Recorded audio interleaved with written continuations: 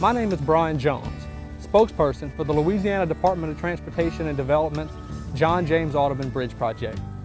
On site of the Audubon Bridge project today, I'm going to give you a walk-through tour of what construction crews and project managers are facing right here today on site of this massive bridge project. Not only will the Audubon Bridge be the Western Hemisphere's longest cable-stayed bridge when complete, it's the first design-build project for the Louisiana Department of Transportation. Audubon Bridge Constructors has been on the ground here in St. Francisville and New Roads for just over 14 months. As you can see, there's massive progress being made on this project. Still lots to do.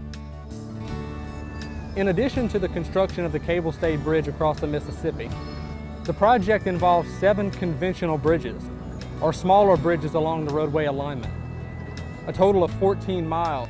Down this tunnel, these gentlemen are working by hand to place each piece of steel that will go into the construction of these giant rebar cages, which will be inserted into each of the 21 drilled shafts under each foundation of the Mississippi River Bridge. Crews behind me are inside of this giant steel casing, welding the casing together to a total length of over 185 feet, where the giant steel rebar cages we witnessed being constructed will be inserted into these shafts and filled with concrete in order to support the massive towers of the main cable-stayed bridge across the Mississippi River.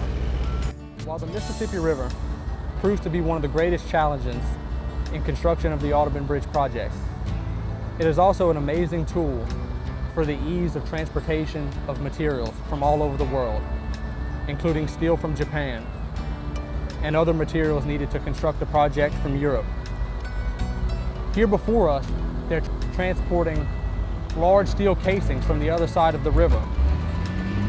The river is used as an integral highway between the west side and the east side, which we stand on, for the transportation of crews, workers and project managers, and materials from steel to cable and other materials and equipment needed to construct the bridge. One of the greatest innovations about the construction of this project is that the contractor, Audubon Bridge Constructors, has elected to erect temporary work trestles.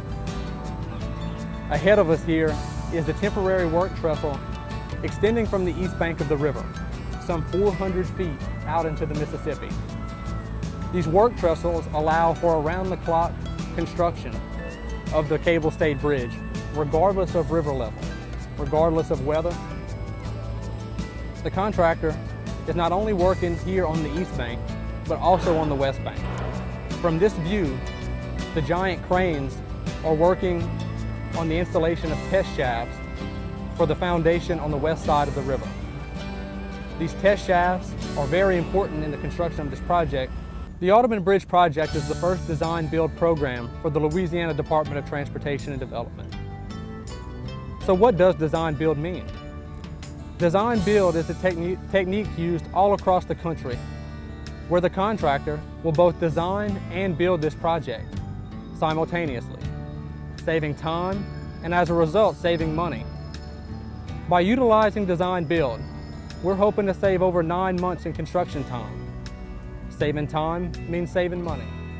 It's important to the Louisiana Time Program and myself that you, members of the local communities and the public, stay engaged and informed about the construction of this project. One that's huge for Point Capee and West Feliciana. Over $345 million in investment in our state's transportation infrastructure. There are several ways that you can stay informed. You can visit our website, www.audubonbridge.com, where there you can read up on the latest developments, access the latest documents, including newsletters and reports, construction photos, and a 24/7 webcam.